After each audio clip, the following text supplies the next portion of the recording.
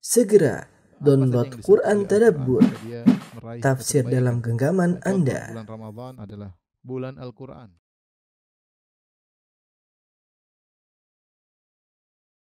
Bismillahirrahmanirrahim. Assalamualaikum warahmatullahi wabarakatuh.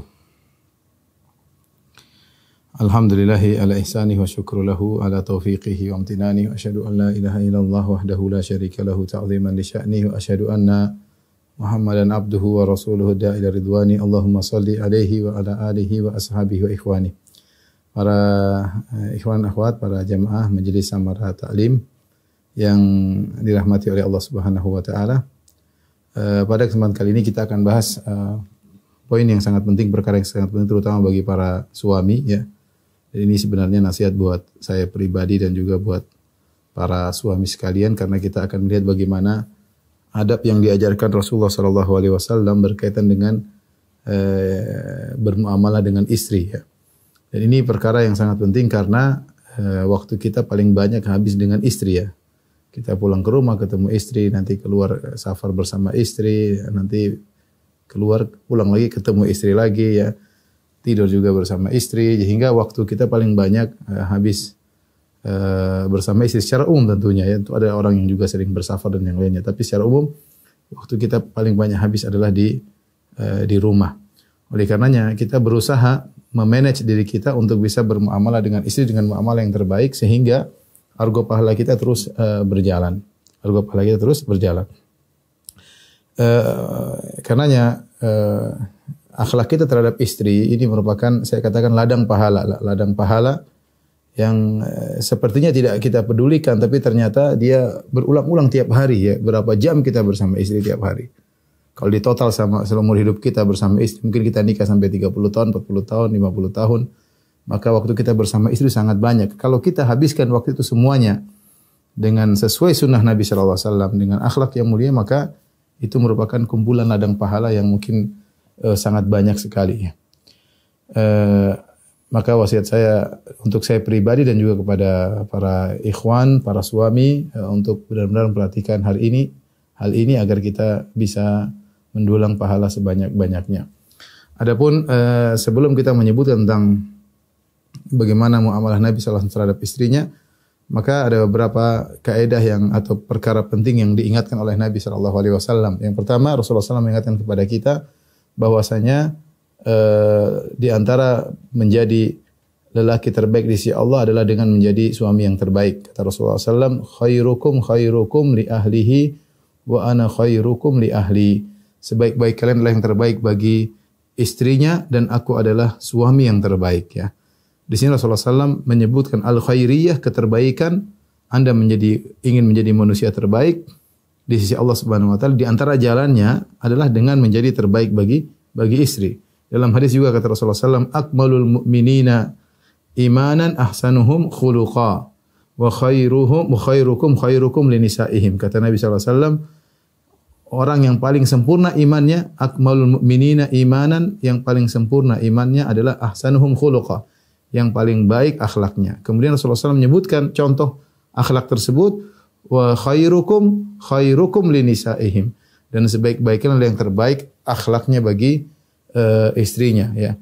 Ini salah satu barometer yang dijadikan barometer oleh Nabi SAW untuk melihat keterbaikan seorang di sisi Allah Subhanahu wa taala. Bagaimana sikap dia terhadap istrinya? Karena sebagaimana dikatakan, akhlak seorang sungguhnya adalah dalam rumahnya. Kalau di luar dia mungkin bisa berbasa-basi, dia mungkin bisa bersandiwara seakan-akan dia seorang yang mulia, seorang yang lembut, seorang yang pemaaf dan yang lainnya, suka bercanda, menghargai. Tapi ketika di rumah tidak mungkin dia bisa bersandiwara terus di hadapan istrinya. Akhlaknya sesungguhnya adalah di rumahnya. Seorang di rumahnya ketahuan akhlaknya ya. Ketahuan luar dalamnya di rumahnya. Nah, kalau dia di rumahnya ternyata berakhlak mulia, berarti memang orang ini akhlaknya mulia, maka pantas untuk dijadikan barometer keterbaikan di sisi Allah dengan melihat bagaimana akhlaknya di rumahnya ya. Karenanya Al-Imam Malik rahimahullah pernah berkata, yajibu 'alal insan an yatahabbaba ila ahli darihi hatta yakuna ahabban nasi ilaihim. Kata Imam Malik rahimahullah taala, wajib bagi seorang untuk menjadi dicintai ya, di anggota rumah tangganya sampai dia menjadi orang yang paling mereka cintai dalam rumah. Jadi jangan dia malah mencari keriduan orang di luar sementara orang di rumah dia lupakan. Dan ini ada penyakit seperti ini, mencari keriduan orang di luar sementara keriduan orang di rumah diabaikan. Maka di antara hal yang penting adalah bagaimana kita bisa menyenangkan istri kita, menyenangkan anak-anak kita ya. Karenanya jika seorang laki sudah menjadi lelaki terbaik bagi istrinya, maka niscaya ini adalah ciri-ciri penghuni surga. Ciri-ciri penghuni surga. Kalau seorang sampai istrinya bangga dengan dia, mengatakan suamiku Masya Allah ya, suamiku sampai kasih jempol 2, suamiku Masya Allah apanya? Masya Allah akhlaknya, bukan Masya Allah amit-amit, enggak ya, tapi Masya Allah akhlaknya luar biasa, dipuji. Maka ini berarti kabar gembira, kabar baik. Berarti Anda telah meraih keterbaikan di sisi Allah Subhanahu wa taala karena istri Anda merasa Anda adalah suami yang terbaik. Lihatlah bagaimana Ummu Salamah radhiyallahu anha. Ummu Salamah yang menikah dengan Abu Salamah ya, kemudian memiliki beberapa anak ya. Ketika Abu Salamah radhiyallahu anhu meninggal dunia, dia kemudian berdoa kepada Allah Subhanahu wa taala dengan doa yang diajarkan oleh Nabi sallallahu alaihi wasallam, Allahumma ajurni fi musibati wa akhlif li khairan minha. Ya Allah, berilah aku ganjaran pahala atas musibah yang aku alami dan gantilah yang lebih baik daripada musibahku.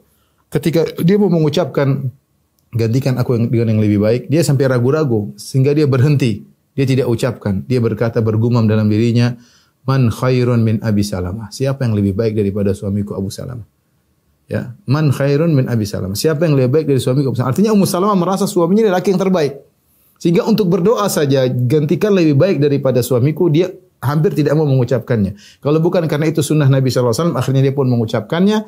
Dan akhirnya Allah ganti Abu Salamah dengan Nabi SAW yang menjadi suaminya. Tapi yang jadi perhatian kita di sini, bagaimana Ummu Salamah mengatakan man khairun min Abi Salamah. Ya. Siapa yang lebih baik daripada Abu Salamah. Saya ingin kita juga demikian. Ya. Kalau istri kita bilang siapa yang lebih baik daripada istrinya Bang Oji mengatakan siapa yang lebih baik daripada Bang Oji misalnya.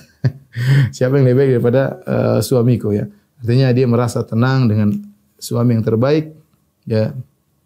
Maka itu insyaallah ciri-ciri surga. Tentu kita bicara jika kita memiliki istri yang wajar, yang normal. Lalu istri yang tidak normal, istri suami sudah sebaik apapun dia masih anggap kurang, itu namanya istri enggak normal. Kita bicara tentang wanita yang normal yang tahu menghargai suami sehingga dia pun merasa suami yang terbaik, maka itu adalah keberhasilan suami memiliki barometer meraih keterbaikan di sisi Allah Subhanahu wa taala. Dan itulah yang diterapkan oleh Nabi SAW. Beliau menjadi suami yang terbaik, contoh suami terbaik ya. Bagi kita pengikutnya berusaha mencontohi Nabi SAW. Dan di antara yang diajarkan oleh Nabi SAW, kalau kita baca hadis-hadis, Nabi SAW banyak mengalah kepada istrinya ya. Itu wasiat Nabi dan juga praktek Nabi SAW ya. Sebagaimana Nabi berusaha mencari keridhaan istrinya. Sampai Nabi pernah mengharamkan sesuatu gara-gara untuk menyenangkan istrinya. Yang Allah turunkan dalam surat At-Tahrim, kata Allah, ya ayuhan Nabi, lima tuharrimu ma ahallallahu laka tabtaghi mardhat azwajik. Wahai Nabi, kenapa engkau mengharamkan madu yang Allah halalkan kepadamu dalam rangka mencari keridhaan istrimu, dalam rangka menyenangkan istrimu. Perhatikan di sini yang disalahkan oleh Allah Subhanahu wa taala bukan masalah menyenangkan istri, itu tidak jadi masalah. Yang jadi masalah adalah Nabi SAW ingin menyenangkan hati istrinya dengan menghalalkan madu untuknya. Itu yang ditegur oleh Allah Subhanahu wa taala. Sehingga kita mengambil dari ayat ini bahwasanya menyenangkan istri adalah ibadah. Karena itu kebiasaan Nabi SAW. Dalam hadis juga disebutkan dia taraddaha. Rasulullah SAW ingin menyenangkan Aisyah radhiyallahu taala anha ya. Menyenangkan istri adalah hal yang dianjurkan, tentu kembali kepada kemampuan suami. Oleh karena Rasulullah SAW mengalah dan beliau mengikuti jalannya kaum Ansar. Para sahabat ada kaum Muhajirin, kaum Ansar. Dalam hadis disebutkan bagaimana Umar radhiyallahu anhu pernah berkata, "Kunna ma'syara Quraisyin qauman naglibu nisa'ana." Umar bercerita, kami kaum Quraisy dan Rasulullah adalah Quraisy. Rasulullah SAW adalah Quraisy. Kami kaum Quraisy adalah suatu kaum yang kami mendominasi istri-istri kami. Falamma qadimna ilal Madinah, tatkala kami datang ke kota Madinah, wajadna qauman yaglibuhum nisa'uhum. Kami dapati kaum yang kebalikan, justru wanita-wanita mereka, istri-istri mereka yang mendominasi suami-suaminya, itu kaum Ansar. Jadi kaum Ansar. Jadi kaum Muhajirin, laki-laki, para laki yang mendominasi para wanita. Sebaliknya kaum Ansar, sebaliknya para wanita, para istri yang mendominasi para lelaki. Apa kata Umar radhiyallahu anhu? Fatafiqa nisa'una ya'khudna min adabi nisa'il ansar. Atau dalam riwayat yata'allamna min nisa'il ansar. Mulailah istri-istri kami belajar dari kaum wanita kaum Ansar untuk menguasai suami. Ya, mulailah istri-istri kami belajar. Sampai suatu hari, kata Umar bin Khattab, suatu hari, ya, aku pun berbicara dengan istriku dan aku menegur istriku. Tiba-tiba istriku membantahku. Maka aku kaget.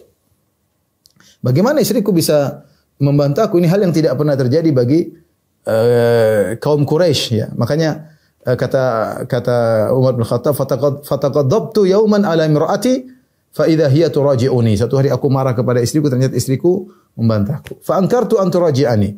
Maka aku mengingkarinya, kenapa engkau motong perkataanku, ya? Faqalat ma tunkiru an uraji'aka. Kenapa kau, kata istrinya membantah lagi, kenapa engkau melarangku untuk memotong perkataanmu? Fawallahi inna azwajan Nabi sallallahu alaihi wasallam la yuraji'nahu. Sungguhnya istri-istri Nabi juga melakukan demikian.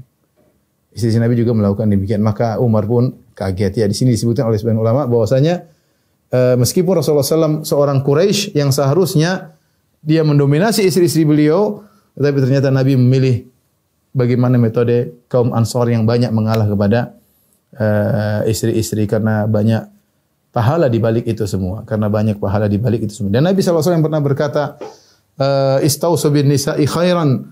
Hendaknya kalian berbuat baik kepada istri-istri kalian, fa innahunna khuliqna min dhila, karena wanita-wanita itu, istri-istri kalian itu diciptakan dari tulang rusuk, dan tulang rusuk pasti bengkok, ya. Maka berilah uzur kepada mereka, mereka sering salah, mereka sering melakukan ketimpangan karena mereka terciptakan dari tulang rusuk yang bengkok. Nabi mengajari kita untuk memberi uzur kepada istri-istri. Dan diriwayatkan Muawiyah pernah berkata tentang para wanita, yaglibnal kiram wa yaglibuhunna li'am. Para wanita itu mendominasi suami-suami yang baik dan mereka didominasi oleh laki-laki yang buruk. Ya, ini perkataan Muawiyah radhiyallahu taala anhu. Ini sampaikan di sini bahwasanya ketika kita lihat bagaimana kegiatan Nabi bersama istrinya, Nabi SAW tidak sedang memposisikan diri sebagai seorang guru terhadap murid yang harus taat, tidak. Padahal dia seorang Nabi sallallahu alaihi wasallam, ya. Dia kalau membentak itu hak dia. Dia kalau mau menceraikan itu hak dia. Dialah Rasulullah sallallahu alaihi wasallam, harus ditaati, harus dipatuhi. Tetapi ketika dalam rumah, dia tidak memposisikan dirinya sebagai guru terhadap murid, tapi dia memposisikan dirinya sebagai suami terhadap istri. Itu saya melihat dari hadis-hadis Nabi. Rasulullah SAW memposisikan dirinya sebagai seorang suami terhadap istrinya, yang suami seperti itu, ya, mengalah sama istri. Terkadang istrinya marah, terkadang istrinya mengangkat suaranya, tapi Rasulullah SAW banyak mengalah, ya. Kecuali dalam kondisi tertentu Rasulullah SAW kemudian marah, kemudian memboikot, mendiamkan mereka selama sebulan, akan ada mungkin kisahnya suatu saat. Tapi ini sebagai mukaddimah, bahwasanya seorang berusaha berakhlak mulia kepada istri sebagai bentuk ibadah kepada Allah Subhanahu wa taala. Itu butuh kesabaran. Butuh kesabaran, ya. Kita ingat istri kita tercipta dari tulang rusuk yang bengkok, ya. Kalau dia bengkok-bengkok, ya wajar, ya. Mau istri yang lurus, ya sulit, ya. Namanya wanita, kata Nabi SAW, tercipta dari tulang rusuk yang bengkok, maka kita harus beri uzur, harus banyak-banyak mengalah demi mendapatkan ganjaran besar di sisi Allah Subhanahu wa taala, ya. Mau menjadi lelaki terbaik, maka jadilah suami yang terbaik. Ingin jadi lelaki terbaik di sisi Allah, jadilah suami yang terbaik di rumah. Tapi berikut ini beberapa akhlak Nabi sallallahu alaihi wasallam yang mungkin bisa disampaikan bagaimana sikap beliau terhadap istri-istri beliau. Di antaranya bagaimana akhlak Nabi ketika di rumah. Rasulullah sallallahu alaihi wasallam kalau masuk rumah, kana Nabi sallallahu alaihi wasallam idza dakhala al-bait bada'a bisiwak. Adalah Rasulullah SAW kalau masuk rumah yang pertama beliau lakukan adalah bersiwak, yaitu membersihkan mulut beliau. Dan ini tidak lain dilakukan oleh Nabi sallallahu alaihi wasallam kecuali agar menyenangkan istrinya. Kalau berbicara dengan istrinya, mulutnya segar, tidak mengeluarkan bau yang tidak enak. Dan Nabi sallallahu alaihi wasallam tidak suka kalau ada bau yang tidak enak dari tubuhnya. Karena Nabi sallallahu alaihi wasallam yashtaddu alaihi an yujada minhu rih. adalah Nabi SAW tidak suka kalau tercium bau yang tidak enak dari tubuhnya. Makanya Rasulullah SAW fokus pada mulut. Kalau beliau pertama kali masuk rumah, yang beliau lakukan adalah bersiwak. Beliau juga kalau mau salat bersiwak, kalau mau bermunajat kepada Rabbul Alamin, kepada Allah Subhanahu wa taala, beliau bersiwak. Demikian juga kalau ingin ngobrol sama istrinya, Rasulullah SAW bersiwak. Rasulullah SAW perhatian masalah ini. Ya, makanya ketika dalam satu hadis Rasulullah SAW ingin ditawarin seorang wanita, maka Rasulullah SAW mewasiatkan kepada salah seorang wanita, kalau tidak salah Ummu Sulaim atau Ummu Salamah. Rasulullah SAW mengatakan, Rasulullah SAW tidak bisa lihat langsung, tapi Rasulullah SAW sampaikan, unzuri ila urkubaiha wa syummi awaridhaha. Kata Nabi SAW, tolong cek perempuan tersebut yang ditawarkan untuk menikah dengan Nabi SAW, lihat bagian tumitnya, dan syummi awaridhaha, dan cium bagian mulutnya. Apakah ini Nabi mengecek tentang perhatian wanita tersebut terhadap kebersihan. Syummi awaridhaha, disuruh cium bagian mulut. Sebagaimana Nabi SAW ingin memiliki istri yang bersih, Nabi SAW juga perhatian. Beliau begitu masuk rumah, yang pertama beliau lakukan adalah bersiwak. Tidak lain agar bisa bertemu dengan istrinya dengan ngobrol yang enak ketika mulut tidak mengeluarkan bau yang tidak enak ya, tapi mengeluarkan bau yang segar. Kemudian ketika di rumah ya, sebagaimana perkataan Aisyah radhiyallahu taala anha, beliau mengatakan, kana basyaran minal basyari yafli thawbahu. Rasulullah SAW adalah seorang manusia seperti manusia-manusia yang lain, sebagaimana laki yang lain. Yafli thawbahu, bahkan beliau yafli thawbahu itu beliau menghilangkan kotoran yang ada di bajunya. Terkadang beliau ngurus baju beliau sendiri. Kan apakah ada kutunya atau apa, beliau bersihkan ya. Wa yahlubu syatahu, dan beliau memeras susu kambing sendiri. Wa yakhdumu nafsahu, dan beliau melayani diri beliau sendiri. Kemudian juga dalam hadis Aisyah pernah ditanya, makanan Nabi sallallahu alaihi wasallam yasna'u fi ahlihi, apa yang Rasulullah SAW kerjakan di rumah? Kana fi mihnati ahli. Kata Aisyah radhiyallahu taala anha, Nabi sallallahu alaihi wasallam membantu pekerjaan istrinya. Fa idza hadaratis salat qama ila salat. Kalau tegak salat, Rasulullah SAW pergi meninggalkan pekerjaan kemudian menuju salat.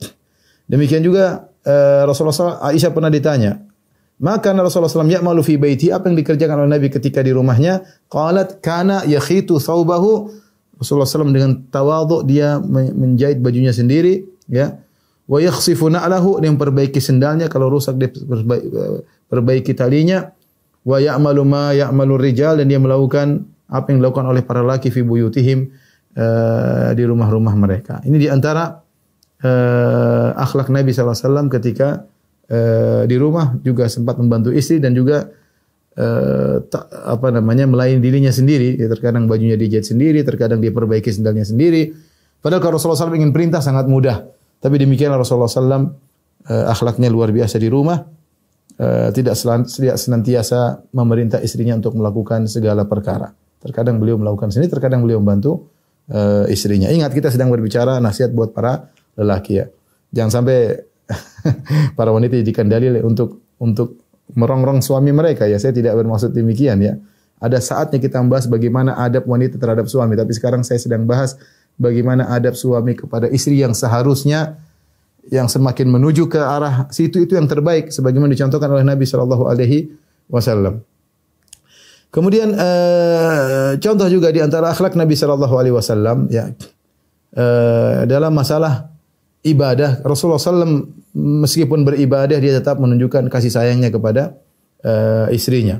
Contoh dalam hadis disebutkan Rasulullah SAW baca Al-Quran di pangkuan Aisyah radhiyallahu taala anha, sementara Aisyah dalam kondisi haid. Rasulullah SAW menyandarkan kepalanya di pangkuan Aisyah radhiyallahu anha sambil baca Quran meskipun Aisyah dalam kondisi haid. Ya, ini menunjukkan bahwasanya Rasulullah SAW perhatian sama istrinya, bahkan ketika sedang beribadah pun dia sempat tetap bisa menjaga kemesraan, tetap kasih sayang nampak. Dia tidak baca Quran mojok di sana atau mojok di sini ya, tapi tetap berdampingan dengan istrinya dan dia baca Al-Quran. Ya, maka sungguh indah kalau bisa demikian ya. Bukan sebaliknya, duduk berdampingan dengan istri, yang satu main HP, yang satu main HP, sehingga tidak nyambung ya, tidak nyambung. Ini lihat bagaimana kemesraan Rasulullah SAW meletakkan kepalanya di pangkuan istrinya sambil baca Quran. Ya, sallallahu alaihi wasallam. Di antaranya Rasulullah SAW misalnya meskipun dia berpuasa, dia tetap mencium istrinya. Kata Aisyah radhiyallahu taala anha, kana Nabi sallallahu alaihi wasallam yuqabbiluni wa yubashiruni wa huwa sha'im, fa kana amlakakum li irbih. Kata Aisyah radhiyallahu anha adalah Nabi sallallahu alaihi wasallam menciumku dan mencumbuiku padahal dia sedang berpuasa. Namun dia adalah orang yang paling bisa menahan hasratnya, ya, yang paling bisa menahan hasratnya. Tapi bagaimana Rasulullah SAW meskipun puasa, dia tetap berusaha mencumbui Aisyah, artinya tetap menunjukkan kasih sayang. Sampai Aisyah mengatakan yuqabbiluni wa yubashiruni wa huwa shaim. Rasulullah SAW menciumku dan mencumbuiku. Mubasyarah itu lebih tinggi daripada sekedar mencium. Artinya ada rayuan-rayuan, tapi tidak lain untuk menunjukkan kasih sayang Nabi kepada istrinya. Meskipun dia berpuasa, dia tetap bisa bagaimana ingin menjaga hati istrinya. Istrinya tahu bahwasanya dia sangat sayang kepada istrinya, sehingga meskipun sedang berpuasa, tetap dia mencium Aisyah dan tetap dia mencumbui Aisyah sekedar untuk menyenangkan hati Aisyah radhiyallahu taala anha.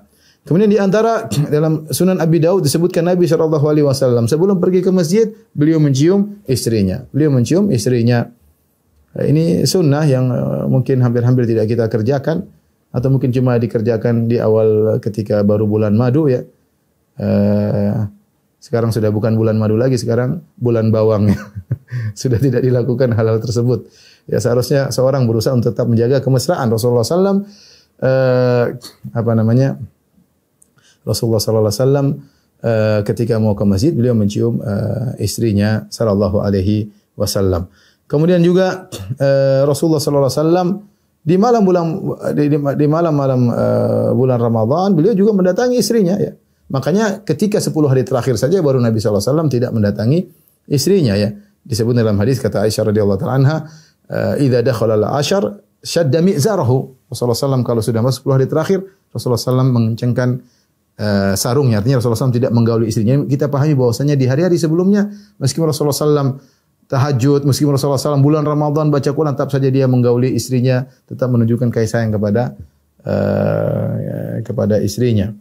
Ya, kemudian juga dalam hadis disebutkan karena Nabi SAW adrakahul fajr wa huwa junubun min ahlihi. Rasulullah SAW mendapati azan subuh dalam kondisi junub gara-gara menggauli istrinya, belum sempat mandi tapi sudah azan subuh. Berarti Rasulullah SAW meskipun bersolat malam, meskipun sahur, tetap saja ada waktu untuk menggauli istrinya. Kemudian di antara hal yang saya menakjubkan, saya pikir bagaimana sayangnya Rasulullah SAW kepada istrinya. Rasulullah SAW solat malam, dan kita Rasulullah SAW kalau solat malam sampai hatta tatawarram qadamah. Dalam riwayat hatta tatafattar qadamah. Rasulullah SAW solat sampai dua kaki beliau bengkak. Sampai dalam riwayat dalam kedua kaki beliau pecah-pecah. Tapi Rasulullah SAW tidak ngajak Aisyah untuk sholat dengan dia. Rasulullah SAW sholat panjang. Terkadang Rasulullah SAW sholat depan Aisyah dalam kondisi tidur. Rasulullah biarkan. Nanti ketika Rasulullah hendak witir, baru Rasulullah SAW bangunkan Aisyah. Artinya dia tahu bahwasanya wanita tidak sekuat lelaki. Mungkin ada kesibukan banyak di siang hari. Sehingga Rasulullah hanya bangunkan Aisyah untuk sholat witir. Ya. Tidak diajak sejak dari malam untuk beribadah. Karena tadi Rasulullah tahu wanita punya kekurangan, ya, tidak harus salat bersama Nabi sallallahu alaihi wasallam dengan berjam-jam, ya. Tidak maksa kamu kok istrinya Nabi kok enggak begitu kok tidur saja, enggak juga, ya. Rasulullah sallallahu biarkan saja waktunya witir, baru Rasulullah sallallahu bangun ke Aisyah untuk apa? Untuk witir, ya. Menunjukkan bagaimana kasih sayang Nabi sallallahu alaihi wasallam. Ini saya sebutkan bagaimana Rasulullah sallallahu beribadah. Meskipun beliau beribadah, beliau masih menyempatkan menunjukkan kasih sayang beliau kepada istrinya. Demikian juga ketika Rasulullah SAW sedang iktikaf. Rasulullah SAW sedang sibuk-sibuknya. Datang Sofia. Rasulullah SAW ngobrol dengan Sofia. Padahal iktikaf adalah waktu yang sangat-sangat penting bagi Nabi untuk SAW untuk konsentrasi connecting dengan Allah Subhanahu Wa Taala. Tapi ketika istrinya datang di malam hari, Rasulullah SAW ngobrol dengan istrinya. Kemudian baru mengantarkan istrinya pulang, subhanallah, padahal dia sedang dalam kondisi beribadah, ya. Demikian juga Nabi SAW ketika sedang iktikaf, Rasulullah SAW membuka jendela masjid yang sambung dengan jendela rumahnya. Rasulullah SAW mengeluarkan kepalanya untuk disisir oleh Aisyah radhiyallahu taala anha. Ini menunjukkan bahwasanya ketika Rasulullah SAW beribadah pun tidak sok, maksudnya jauh-jauh semua. Sebagian orang gitu, papi lagi baca Quran, jangan ganggu, ya. Papi lagi ini, jangan ganggu. Enggak, Nabi enggak begitu juga, ya. Artinya ada waktunya serius, ada waktunya bisa nyambi, dalam tanda kutip kasih sayang sama istri, ya. Sebagaimana dilakukan oleh Nabi SAW. Artinya beliau tidak kaku kepada istrinya meskipun dalam kondisi beribadah. Tapi di antara akhlak Nabi sallallahu alaihi wasallam tentang bagaimana mesranya beliau terhadap istri ini sangat banyak. Ini sering saya sampaikan dan saya ulang lagi insyaallah pada malam hari ini. Di antaranya misalnya Rasulullah sallallahu alaihi wasallam menyempatkan diri untuk mandi bareng bersama istrinya. Kata Aisyah radhiyallahu taala anha, "Kuntu aktasilu ana wan Nabi sallallahu alaihi wasallam min ina'in wahidin kilana junubun fayubadiruni hatta aqula lahu da'li." Aku mandi bersama Nabi sallallahu alaihi wasallam dalam satu tempayan, kami berdua dalam kondisi junub. Maka ketika mandi Nabi bercanda, fayubadiruni, Nabi melombaiku untuk mengambil air karena air dalam satu tempayan sampai aku berkata kepada beliau, "Da'li, sisakan air buatku." Ia bercanda jadi sambil mandi sambil ngobrol, sambil bercanda. Dalam riwayat yang lain Aisyah yang melombai Nabi sallallahu alaihi wasallam mengambil air sampai Rasulullah SAW berkata, "Da'ili, sisakan air buatku." Jadi ini adalah sunnah ya. Yang jarang yang hendaknya dilakukan oleh kita ya. Kita mesra bersama istri sebagaimana diajarkan oleh Nabi sallallahu alaihi wasallam. Mandi bareng dengan mandi bareng tersebut mungkin segala kecurigaan, segala husnudzon bisa hilang karena kemesraan yang ada bahkan ketika mandi bareng. Dan Rasulullah SAW juga disebutkan mandi bareng dengan istri-istrinya yang lain selain Aisyah radhiyallahu taala anha. Karena mungkin ada yang bilang, "Ustaz, kalau kita bilang kamu mandi bareng sama istri, susah Ustaz. Istri sudah tua, saya juga sudah tua." Nabi kan mandi bareng lah, itu kan istrinya muda Aisyah. Kalau istri muda saya mau mandi bareng. Enggak ya. Rasulullah bukan cuma mandi bareng sama Aisyah, Rasulullah mandi bareng dengan Ummu Salamah atau dengan yang lainnya. Jadi sunnah ya. Tentu istri-istri lain juga Nabi mandi bareng, cuma yang meriwayatkan kepada kita kebetulan Aisyah radhiyallahu taala anha sudah mewakili istri-istri Nabi yang lain. Ini sunnah ya. Tidak mengapa ngajak istri atau ngajak suami untuk mandi bareng. Kemudian yang berikutnya contoh di antara sunnah Rasulullah SAW ya makan dan minum bersama Nabi sallallahu alaihi wasallam, makan dan minum bersama Nabi bersama Aisyah radhiyallahu taala anha. Sebagaimana dalam hadis bahwasanya Aisyah radhiyallahu anha minum, kemudian Nabi sallallahu alaihi wasallam mengambil gelas Aisyah, kemudian beliau minum dari tempat mulutku, kata Aisyah radhiyallahu anha. Jadi ini hal yang menurut kita mungkin sepele, tapi bagi wanita di zaman itu, terutama bagi Aisyah, ini adalah suatu bentuk kemesraan. Bagaimana suamiku ambil gelas, kemudian dia puter, dia minum dari bekas mulutku. Rasulullah sengaja, kelihatannya sepele, tapi Rasulullah SAW sengaja dan itu dia tahu Aisyah melihatnya. Maka dia pun minum dari bekas bibir Aisyah radhiyallahu taala anha. Ya. Kemudian juga Aisyah berkata, aku makan kuntu ta'arraq, yaitu aku ambil daging dan aku gigit, daging kambing aku gigit, aku letakkan, Nabi ambil daging itu lagi dan Nabi gigit dari bekas gigitanku. Dan Nabi gigit dari bekas gigitanku, dan ini menunjukkan bagaimana kasih sayang luar biasa dari Nabi kepada istri-istri beliau. Tidak ada salahnya nanti kalau istri kita makan apel, ya kita ambil lagi apelnya, kita gigit dari bekas gigitan istri kita. Yang penting sikat gigi dulu ya. Baik. Kemudian di antara mesranya Nabi sallallahu alaihi wasallam, Rasulullah SAW manggil Aisyah dengan panggilan-panggilan yang indah. Di antaranya Rasulullah SAW menyingkat nama Aisyah dengan ya Aish, ya. Ya Aish. Ini metode yang digunakan oleh orang Arab untuk memanggil dengan panggilan kasih sayang. Di antaranya dengan meringkas nama, dan ini sampai sekarang masih berlaku ya. Misalnya Abdullah dipanggil Abudi, Abdurrahman dipanggil Juhmun, itu dilakukan juga oleh orang Arab sampai sekarang ya. Kita juga demikian, orang Indonesia juga seperti anak saya panggil Abdul Muhsin, kemudian disingkat lagi Ucin misalnya, itu panggilan sayang ya, panggilan sayang, diringkas nama tersebut. Demikian juga Nabi ketika memanggil Aisyah, Nabi manggil ya Aisyu. Ya Aisyu, ini metode Arab. Demikian juga Rasulullah SAW memanggil Aisyah dengan, selain diringkas namanya, Rasulullah SAW juga memanggil Aisyah dengan sifat yang ada pada dirinya. Di antara Rasulullah memanggil ya Humaira. Ya Humaira artinya wahai wanita yang saking putihnya sampai terlihat rona-rona merah di pipinya. Karena Aisyah begitu sangat putih, sebagian bapaknya Abu Bakar juga sangat putih. Saking putihnya Aisyah sampai terlihat rona-rona merah di wajahnya. Itulah yang dijadikan sifat Aisyah sebagai bahan panggilan. Ya Humaira, wahai sang wanita yang nampak rona-rona merah di pipinya. Sungguh indah panggilan tersebut. Maka boleh dikatakan sunnah jika seorang manggil istrinya dengan sifat indah yang ada pada dirinya. Entah wahai yang panjang rambutnya, wahai yang indah dagunya, wahai yang mancung hidungnya, terserah, boleh-boleh saja ya. Jangan panggil Yandut ya. ya ini embo apa, enggak. Panggil kata-kata yang menyenangkan istri Dan itu sunnah. Menyenangkan istri hukumnya apa? Sunnah. Kemudian di antara akhlak Nabi SAW adalah Rasulullah SAW ngobrol bersama istrinya sebelum tidur, sebagaimana perkataan Ibnu Abbas radhiyallahu anhuma, kuntu bitu inda khalati Maimunah fatahaddatsa Nabi SAW ma'ahli sa'atan thumma raqada.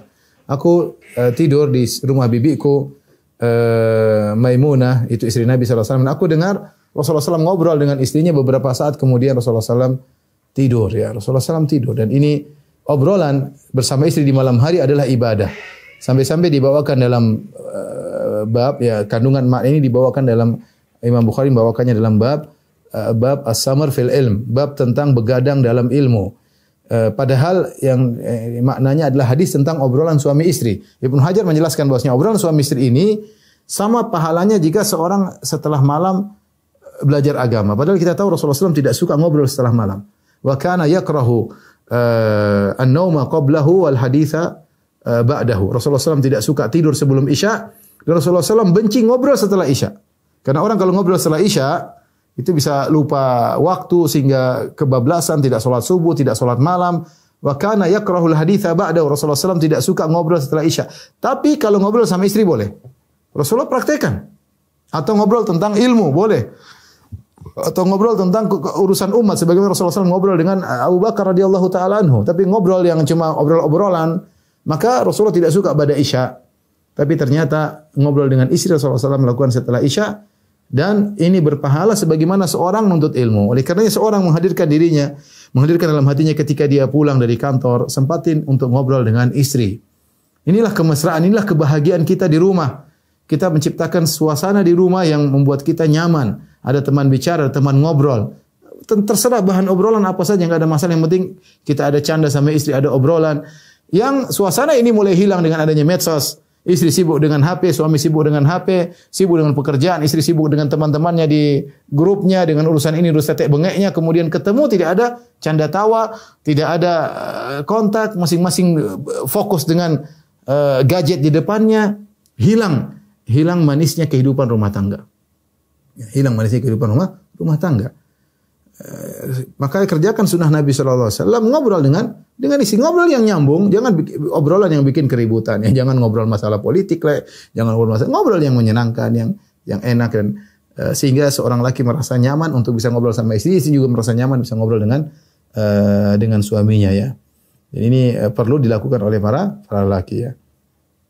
Ya, cuma kalau sudah ngobrol juga ingat waktu, ya, ada waktunya tidur ya tidur, ya, jangan sampai kebablasan ngobrol 1 jam 2 jam, akhirnya sang suami tidak bisa bangun subuh. Kemudian di antara mesranya Nabi SAW, Nabi mendengar cerita yang disampaikan oleh Aisyah. Ini sudah pernah saya sampaikan hadis tentang Ummu Zara, hadis yang panjang, ya, riwayat Imam Bukhari, ya, di mana Rasulullah SAW mendengar cerita Aisyah tentang 11 wanita, ya.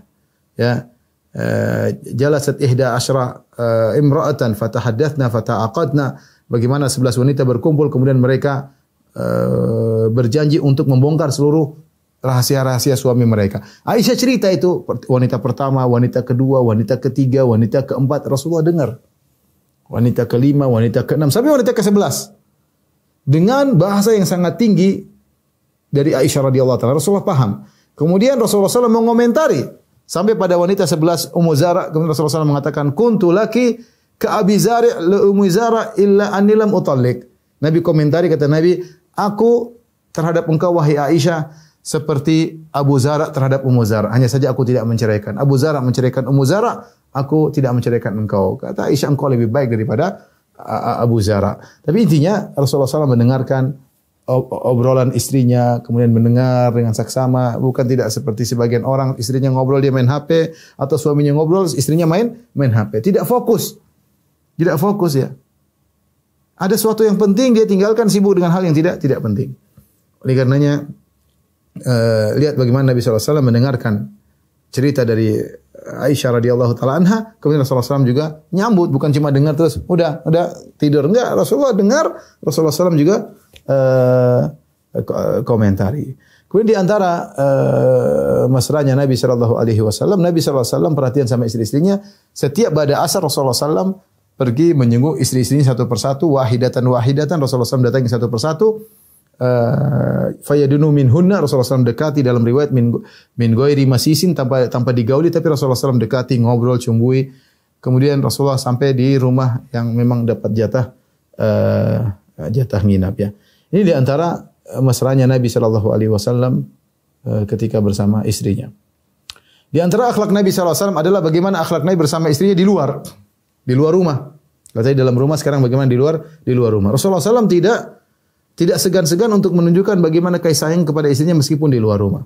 Bagaimana dia menghargai istrinya. Seperti hadis yang masyhur tentang pernikahan beliau dengan Safiyah radhiyallahu taala anha. Rasulullah SAW menikah dengan Safiyah sampai akhirnya Safiyah suatu saat mau naik onta, maka Rasulullah SAW menegakkan lututnya, kemudian diinjak oleh Safiyah untuk naik di atas onta, dan itu dilihat oleh para sahabat di hadapan banyak orang.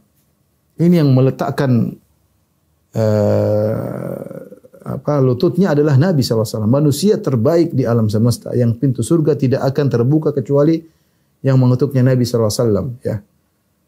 Tapi dia tawadhu di hadapan istrinya, di hadapan para sahabat, tawadhu untuk istrinya. Nah, ini yang harus kita hidupkan. Paling tidak saya sering sampaikan sederhana, kalau istri kita naik mobil, kita bukakan pintunya, atau kita persilakan istri kita tutupkan pintunya. Paling tidak demikian ya. Tidak perlu kita taruh lutut, ayo sayang naik di atas lutut, tidak perlu. Mobil pendek ya, kalau kecuali naik onta baru ya.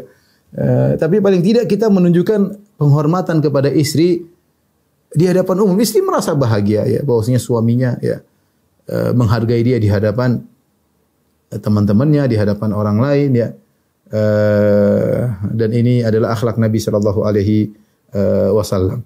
Contoh juga ya, bagaimana saya sebutkan Rasulullah SAW ngobrol dengan Safiyah di masjid ketika sedang i'tikaf. Tentu sahabat yang lihat, dan sahabat meriwayatkan. Tapi Rasulullah SAW ngobrol dengan Safiyah di masjid. Setelah itu dia keluar ngantar Safiyah ke rumahnya. Ya, dilihat oleh para sahabat bagaimana Rasulullah SAW memuliakan istrinya. Contoh lagi, Rasulullah SAW kalau bersafar selalu bawa istri. Selalu bawa istri dalam safar apapun, bahkan dalam peperangan Rasulullah SAW bawa istri. Karena istri beliau banyak, maka Rasulullah SAW bikin undian. Siapa yang keluar namanya, ikut Nabi SAW bersafar. Nah, kalau antum istri cuma satu, enggak usah pakai undian ya. Undian keluarnya namanya itu keluar terus. Cuma digoyang cuma satu ya. Kamu lagi. Ya udah bawa aja. Selama bisa kita bawa istri, kalau memungkinkan, itu sunnahnya demikian. Kalau enggak memungkinkan, kata tabrakan dengan pekerjaan yang lainnya, dapat uzur. Tapi intinya sunnah adalah membawa istri dalam perjalanan. Itu lebih baik bagi kita, lebih mendudukan pandangan kita, lebih ada teman ngobrol, tidak digoda oleh wanita lain dan macam-macam ya. Itu lebih sunnah ya. Kalau bisa bawa istri, maka bawa istri. Lihat, ini di luar rumah. Di antara Nabi SAW pernah juga dilihat oleh para sahabatnya ketika hari Id. Ketika hari Id, hari Lebaran, ketika itu orang-orang Habasyah sedang bermain-main di Masjid Nabawi, main perang-perangan. Kemudian Rasulullah manggil, ya Humaira, ya, ala tanzurin, tidakkah kau melihat kepada orang Habasyah? Rasulullah ajak Aisyah untuk nonton orang Habasyah sedang bermain-main perang-perangan dengan gerakan-gerakan mereka, menunjukkan gerakan-gerakan dalam peperangan. Maka Aisyah pun pergi nonton. Maka Rasulullah fa'aqamani wara'ahu, Rasulullah pun meletakkan Aisyah di belakang Nabi. Apa kata Aisyah? Fa wada'tu dzikni ala atiqihi. Aku pun meletakkan daguku di pundak Nabi sallallahu alaihi wasallam, wa asnadtu wajhi ila khaddihi. Lalu aku tempelkan pipiku, wajahku di pipi Nabi sallallahu alaihi wasallam. Jadi Aisyah di sini, dagunya di pundak Nabi sallallahu alaihi wasallam, pipinya nempel dengan pipi Nabi sallallahu alaihi wasallam, dan itu di jendela atau di pintu, dan orang-orang lihat semua. Orang-orang lihat semua. Bahkan Aisyah mengatakan, "Maka nali hubbun nazar." Aku tidak ingin lihat orang-orang Habasyah, tetapi hatta yablughan nisa, agar para wanita semua tahu. Ya, maqamahu li wa makani indahu, agar para wanita tahu bagaimana kedudukan Nabi di sisiku dan bagaimana kedudukanku di sisi Nabi sallallahu alaihi wasallam. Jadi gampangan bahasa kerennya, Aisyah lagi pamer bahwasanya dia dicintai oleh Nabi sallallahu alaihi wasallam. Manusia itu sifat wanita seperti itu. Ya, ingin menunjukkan kepada orang bahwasanya suaminya sayang kepada dia. Selama itu tidak berlebihan ya, tidak sampai cium-ciuman depan umum, yang wajar, jaga istrinya, dimuliakan seperti Nabi tadi meletakkan lututnya diinjak oleh Safiyah. Ini kan di hadapan umum, tapi menunjukkan penghargaan kepada istri. Ya. Dan Aisyah sampai Rasulullah mengatakan, Hasbuk, sudah cukup wahai Aisyah nonton. Kata Aisyah, la ta'jal. Sebentar ya Rasulullah. Kemudian Aisyah nonton lagi. Rasul bilang lagi, hasbuk, sudah cukup wahai Aisyah. Kata Aisyah, la ta'jal, jangan buru-buru Rasulullah. Aisyah bukan sedang nonton Habasyah, tapi lagi pingin agar orang-orang tahu bagaimana kedudukan Nabi di sisinya dan bagaimana kedudukan dia di sisi Rasulullah sallallahu alaihi wasallam. Dan ini di luar, artinya dihukum luar rumah, orang pada melihat ya. Di antaranya juga bagaimana perhatian Nabi dengan istrinya di luar rumah, seperti ketika Aisyah radhiyallahu taala anha kalungnya hilang dalam suatu perjalanan, ya. Ada yang mengatakan habis perang Banil Mustaliq, Ghazwat Banil Mustaliq atau Ghazwatul Muraisi', wallahu alam bisawab. Intinya kemudian kalung Aisyah radhiyallahu taala anha hilang di malam hari, maka Aisyah lapor kepada Nabi sallallahu alaihi wasallam. Lihat apa yang dilakukan oleh Nabi. Nabi memberhentikan pasukan perang untuk cari kalung tersebut. Rasulullah suruh orang cari kalung tersebut. Artinya Aisyah tahu suami saya ini serius. Ini kalung ya sebenarnya kan kalau hilang ya sudah kita pergi nanti tidak. Tapi karena Rasulullah tahu ini kalung disukai oleh Aisyah, ini kalung spesial bagi Aisyah, maka Rasulullah SAW nyuruh sahabat untuk nyari kalung tersebut. Nyari kalung tersebut. Sampai subuh. Ya. Sampai subuh. Tidak ketemu kalung tersebut. Orang-orang pada heboh. Sudah waktunya sholat subuh. Masih cari kalung sementara tidak ada air. Bagaimana mau sholat tanpa air? Ada yang sholat tanpa, waktu itu belum turun ayat tayamum. Sehingga ada yang sholat tanpa wudu. Mereka yang sholat karena uzur. Ya. Ternyata setelah itu turun ayat tayamum. Falam tajidu ma'an fatayammamu sa'idan thayyiba. Kalau kalian tidak dapat air maka bertayamumlah. Akhirnya para sahabat ngerti inilah keberkahan Aisyah radhiyallahu taala anha. Ma hiya bi awwali barakatikum ya ala Abi Bakar. Sampai orang mengatakan ini bukan keberkahan engkau yang pertama wahai Aisyah. Engkau selalu bawa berkah. Gara-gara kalungmu hilang, kami cari sampai enggak dapat kalung tersebut, turunlah ayat tayammum. Ayat tayammum ayat yang sangat memberi kelonggaran bagi kaum muslimin sampai sekarang. Di antara sebabnya gara-gara kalung Aisyah tersebut ya. Kalung Aisyah tersebut. Maksud saya, bagaimana Nabi perhatian, dia tidak ngomel sama sekali sama istrinya. Taruh kalung di mana gitu. Enggak, mungkin kalau saya enggak bilang kita, mungkin kalau saya ngomel ya. Apalagi bikin heboh orang. Abu Bakar saja ngomel sama Aisyah. Abu Bakar datang sambil menekan perutnya. Abu Bakar marah. Bikin repot orang tuh, gampangannya demikian. Tapi Nabi tidak marah. Nabi tenang, Nabi hadapi Aisyah radhiyallahu taala anha. Kemudian di antara ini bagaimana Nabi menunjukkan perhatian dia kepada istrinya di luar di hadapan umum. Semua bayangkan, semua orang suruh nyari kalung istrinya. Heboh tidak? Heboh, ya. Tapi demikianlah, sayang istri mau diapain. Rasulullah sallallahu alaihi wasallam juga di antaranya ketika di luar mengajak Aisyah untuk lomba lari, ya. Ketika Rasulullah SAW bersama Aisyah dalam satu safar, kata Aisyah radhiyallahu taala anha, kuntu ma'a Nabi sallallahu alaihi wasallam fi ba'dhi safar wa kuntu jariyatan ya la ahmilu lahm wa lam abdun. Ketika itu aku masihlah gadis remaja dan aku kurus dan aku tidak gemuk. Kemudian Rasulullah SAW berkata kepada para sahabat, taqaddamu wahai para sahabat, kalian jalan duluan. Lagi pulang peperangan atau mau pergi pulang peperangan. Kata Rasulullah, kalian jalan duluan. Setelah para sahabat jalan duluan, kata Rasulullah, ya Aisyah, ta'alai hatta usabiqaki. Mari kita lomba lari. Maka akhirnya Rasulullah SAW lari dengan Aisyah. Ternyata Aisyah menang karena Aisyah remaja, masih muda, kemudian kurus. Rasulullah kalah lah. Rasulullah udah tua, Rasulullah kalah. Berjalan dengan waktu, ternyata Rasulullah nunggu Aisyah agak gemuk dan itu butuh entah berapa bulan, entah berapa tahun. Rasulullah tidak lupa dengan kekalahannya ketika itu. Suatu hari mereka sedang safar, Aisyah mungkin sudah lupa. Ketika sedang safar, Rasulullah mengulangi apa yang pernah dia lakukan. Dia bilang kepada para sahabat, taqaddamu, kalian jalan di luar. Ketika mereka jalan di luar, maka kemudian Rasulullah SAW mengatakan, wahai Aisyah, kemari kita lomba lari. Kemudian Rasulullah SAW lomba lari, Rasulullah SAW menang karena Aisyah sudah juga agak gemuk. Maka kata Nabi SAW, hadhihi bitilk, ini sebagai balasan kekalahan saya waktu dulu, artinya satu sama. Dan subhanallah itu menunjukkan romantisnya Nabi SAW, mengingat suatu keindahan. Namanya lomba lari sama istri itu suatu hal yang menyenangkan, suatu hal yang perlu diingat. Ya, bermain-main, bercanda, ya. Dan itu di luar rumah dilakukan oleh Nabi SAW. Taib, yang terakhir mungkin disampaikan juga tentang bagaimana sikap Nabi ketika terjadi cekcok dengan istrinya. Cekcok dengan istrinya. Ini namanya kehidupan rumah tangga, pasti ada ketidakcocokan. Dan itu terjadi dalam Baitun Nubuwah, terjadi dalam keluarga Nabi Shallallahu Alaihi Wasallam. Yang jelas Nabi tidak pernah mukul sama sekali. Ya, Rasulullah tidak pernah mukul seorang wanita pun. Rasulullah SAW tidak pernah. Ya, kata Rasulullah SAW, khiyarukum la yadrib. Ya, sebagian sahabat ada yang mukul istrinya. Kata Nabi, yang sebaik-baik kalian tidak mukul. Seorang sebisa mungkin tidak mukul istrinya. Ya, sebisa mungkin ya. Nasihat ya. Tapi meskipun boleh dalam syariat kalau memang berlebihan, istri dikasihati tidak mau dengar, diboikot tidak mau berubah, malah boleh dipukul, tentunya dorban ghair mubarrih, pukulan yang tidak memberi bekas, ya, pukulan untuk mendidik bukan untuk membinasakan ya. Tetapi yang terbaik adalah tidak memukul. Sebagaimana Rasulullah SAW tidak pernah memukul istrinya meskipun dalam kondisi apapun. Kemudian Rasulullah SAW berusaha mengalah. Seperti kejadian ketika dari hadis Anas bin Malik radhiyallahu anhu, ketika Rasulullah SAW bersama sebagian sahabat ada menerima tamu, tiba-tiba ada kiriman makanan. Ada yang mengatakan dari Sofia, ada yang mengatakan dari Ummu Salamah. Makanan tersebut masuk ke rumah Aisyah dan Aisyah cemburu. Ini acara keluarga dia. Kenapa ada pembantu dari rumah sebelah bawa makanan? Kenapa ada pembantu dari rumah sebelah bawa makanan? Maka Aisyah pun pukul tangan pembantu tersebut. Akhirnya jatuhlah piring, pecah, makanan berhamburan. Ini kondisi tidak menyenangkan. Ada tamu, kemudian Aisyah cemburu, kemudian piring pecah.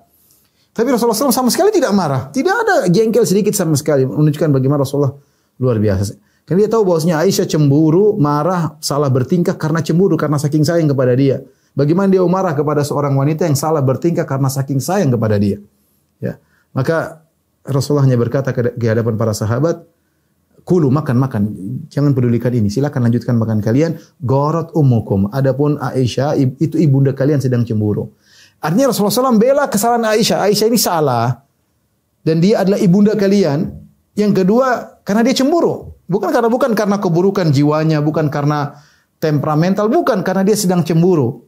Sehingga para sahabat ketika mendengar selesai urusan, Rasulullah mengatakan, makan, kulu, silakan makan. Enggak usah mikirin ini. Gharat ummukum. Saya Rasulullah ulangi 2 kali. 2 atau 3 kali. Ibunda kalian sedang cemburu, ibunda kalian sedang. Artinya Rasulullah SAW memberi uzur kepada istrinya di hadapan para sahabat. Sebagaimana sebagian kita ketika kalau istri kita melakukan hal tersebut di depan umum, mungkin kita sudah emosi, kita merasa tidak hargai, setan masuk buat kita ngomel-ngomel dan yang. Tapi Rasulullah SAW tidak demikian. Demikian juga Rasulullah SAW pernah ada masalah dengan Aisyah dalam hadis istadzana Abu Bakar. Abu Bakar minta izin ketemu Nabi di rumah Aisyah. Tatkala dia masuk, fasami'a Aisyata rafi'atan sautaha. Tiba-tiba Abu Bakar mendengar putrinya Aisyah ngangkat suara di hadapan Nabi. Oh, Abu Bakar tahu bagaimana sayangnya kepada Nabi, bagaimana cintanya kepada Nabi, bagaimana hormatnya kepada Nabi. Putrinya ngangkat suara di hadapan Nabi.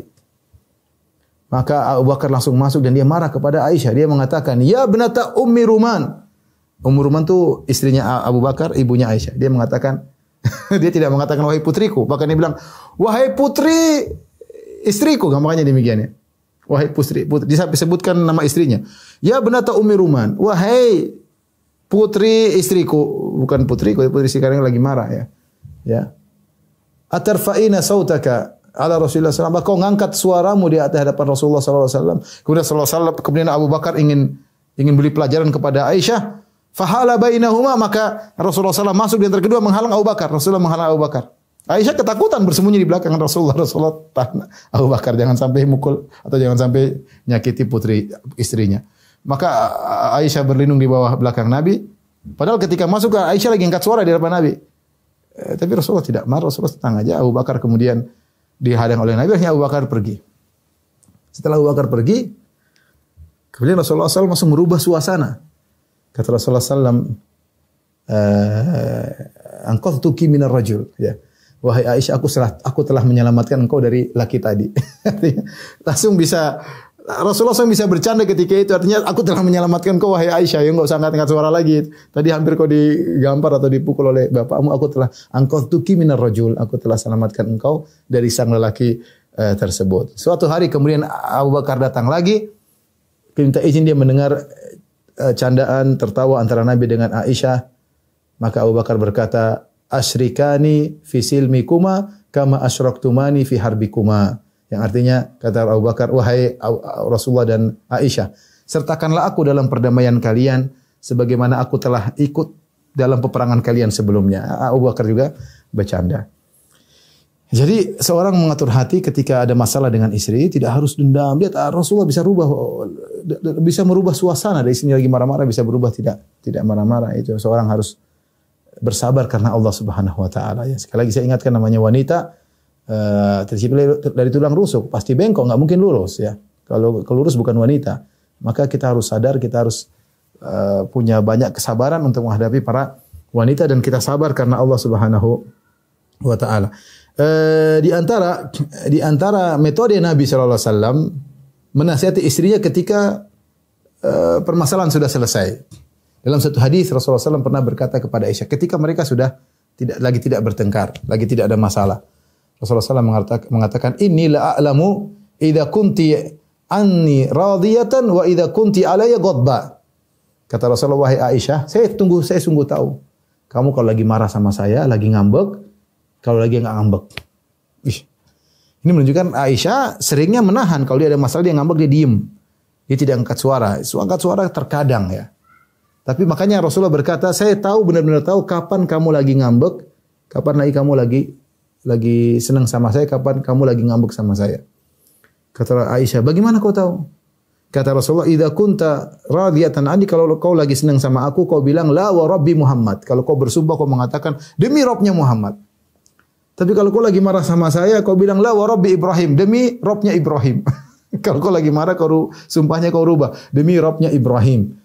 Maka Aisyah berkata, "Ya Rasulullah, la ahjuru illa ismak." Saya hanya mendiamkan namamu, tapi engkau kan tidak. Artinya meskipun saya ngambek, saya tetap dekat dengan engkau. Cuma saya ketika sumpah tidak menyebut namamu. Saya bilang Rabbi Ibrahim, bukan Rabbi Muhammad. Ini dalil bahwasanya bagus kalau ada masalah dengan istri, kita ngobrol setelah, bukan lagi genting, lagi rame, enggak. Tapi setelah itu kita ngobrol, canda, dan itu lebih masuk kepada pikiran mereka berdua, suami istri tersebut, ketika berbicara dalam kondisi dingin, bukan dalam kondisi tegang. Inilah segelintir kecil ya dari akhlak Nabi SAW terhadap istri. Itu masih banyak sekali ya.